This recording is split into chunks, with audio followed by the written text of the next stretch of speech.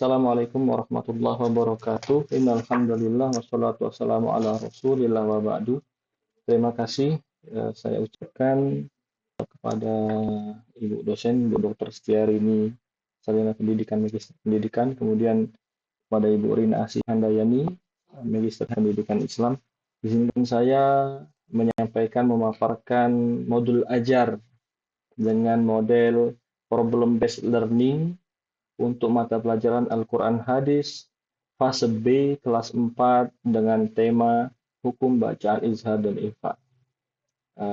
Pertama, tujuan pembelajaran dari modul ajar ini yang pertama adalah setelah mendengarkan penjelasan guru, siswa mampu memahami hukum bacaan izhar dan ikhfa agar terbiasa membaca Al-Quran dengan baik dan benar.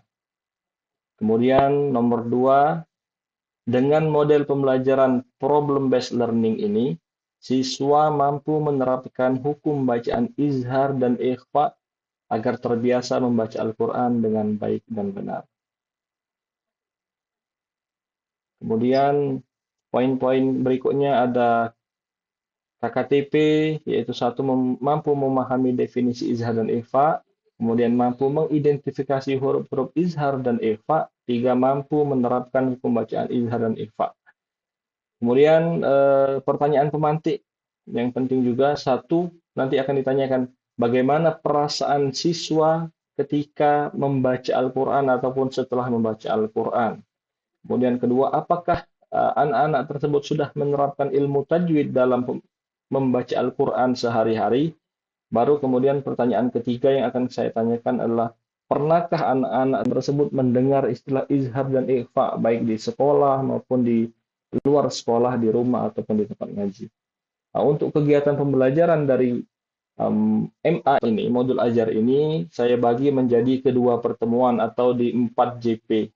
Pertemuan pertama, kegiatan awal yaitu pendahuluan dengan poin-poin kegiatan pembelajarannya, mengecek kesiapan siswa, melakukan pembukaan dengan salam pembuka dan untuk berdoa untuk memulai pelajaran, memeriksa kehadiran siswa, kemudian memberikan motivasi dan peserta didik tentang manfaat dari tema yang akan dipelajari, kemudian ada memberikan pertanyaan untuk siswa, seperti anak-anak apakah masih ingat dengan pelajaran yang lalu dan sebagainya. Kemudian anak-anak merespon pertanyaan tersebut.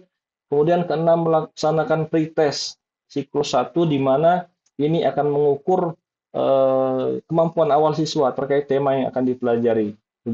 Bukan sejauh mana, tapi sepemahaman siswanya seperti apa sebelum dimulai pembelajaran. Kemudian baru menyampaikan TP atau tujuan pembelajaran. Kemudian di kegiatan inti itu saya alokasikan untuk 50 menit, di mana terdapat 5 tahap. 5 tahapan sebagaimana yang sering disebutkan dalam PBL, problem based learning. Pertama, tahapan orientasi siswa terhadap masalah. Jadi di sini untuk kegiatan pertama pada kegiatan inti ini, siswa akan diberikan video YouTube dengan link yang saya tampilkan ini tentang penjelasan izhar. Jadi di sini saya bagi 2. Pertemuan pertama itu fokus di izhar, kemudian di pertemuan selanjutnya baru di bagian ikhfa. Kita berikan video singkat tentang apa itu Al-Quran, apa itu ilmu tajwid, kemudian pembagian hukum nun mati dan tanwin, baru kemudian ada hukum izharnya. Siswa memperhatikan di sana, memperhatikan video. Kemudian di bagian 2, peserta akan kita bimbing. Nah, di sini saya menggunakan media pembelajaran dengan model PowerPoint. Saya siapkan PowerPoint dengan link seperti ini. Nanti anak-anak akan kita beri penjelasan lebih dalam terkait dengan hukum izhar, dan di sana kita akan mempraktekkan bersama dengan anak-anak tersebut. Itu tahap pertama, yaitu orientasi siswa terhadap masalah. Kemudian di tahap kedua pada bagian inti ini, yaitu mengorganisasikan siswa untuk belajar. Nah, di sini saya akan membagi siswa menjadi beberapa kelompok yang terdiri dari 3 atau sampai 4 orang di setiap kelompok. Kemudian siswa akan dibagikan kartu-kartu huruf hijaiyah. Jadi saya membuat kartu-kartu huruf hijaiyah, nanti akan dibagikan ke siswa. Nah, di sana siswa akan kita minta cari dari kartu-kartu tersebut masing-masing kelompok. Coba pilih huruf-huruf apa saja yang termasuk dalam golongan huruf-huruf izhar sebagaimana yang telah kita jelaskan. Kemudian kelompok tersebut akan eh, menyebutkan masing-masing kelompok diwakilkan ataupun bergantian nanti akan menyebutkan huruf mana saja yang masuk dalam huruf besar. Kemudian kita akan memberikan apresiasi terhadap kelompok yang berhasil menyebutkannya. Tahap ketiga yaitu membimbing penyelidikan kelompok. Nah, di sini saya akan memberikan LKPD, lembar kerja peserta didik, yang eh, lembar kerja itu berisikan pertanyaan terkait dengan hukum bacaan izhar. Di sana siswa akan kita beri waktu 20 menit, kelompok yang sama mengerjakan, kemudian kerjanya harus di upload di Google Drive yang telah saya beri linknya. Kemudian tahap keempat setelah selesai melaksanakan itu 20 menit, kemudian siswa tahap keempat mengembangkan dan menyajikan hasil karya.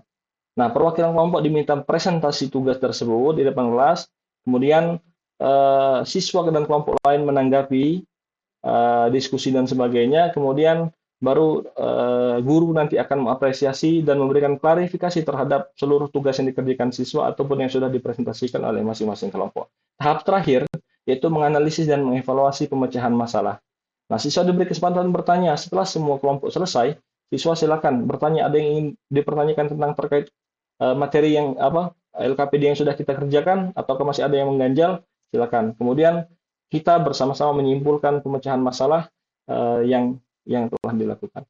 Itu tahap terakhir dari PBL. Kemudian dari kegiatan inti. Kemudian kegiatan penutup seperti biasa bersama-sama menyimpulkan materi, kemudian merefleksikan bagaimana pengalaman belajar yang kita lakukan, memberikan lembar post test untuk melihat sejauh mana ketercapaian TP dari pembelajaran yang telah dilakukan. Kemudian guru menginformasikan kegiatan yang akan dilakukan pada pertemuan berikutnya terkait dengan IKFA dan kemudian menutup dengan doa dan salam.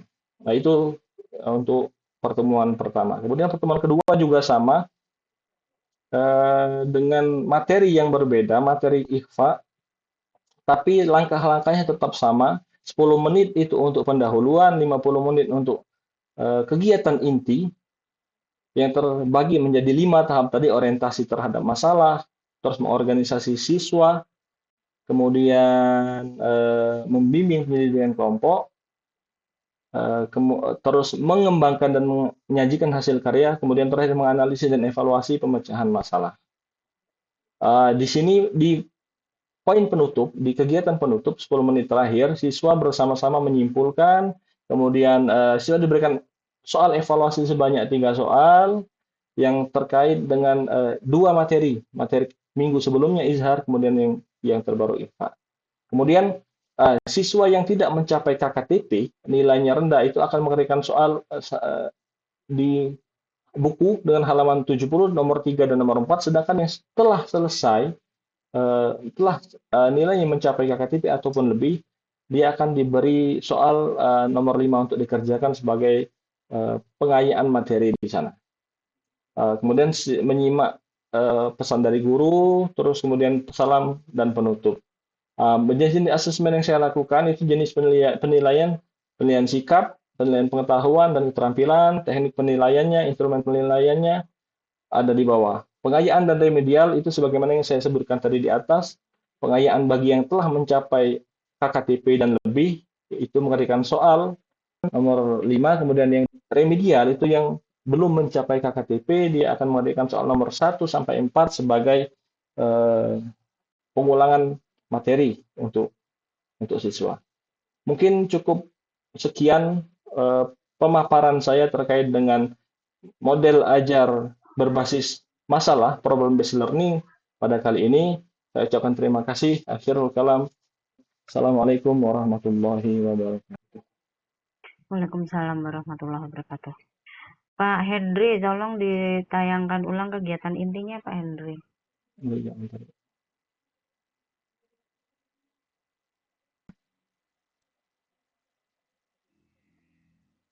Anda akan menerapkan PBL apa PJBL?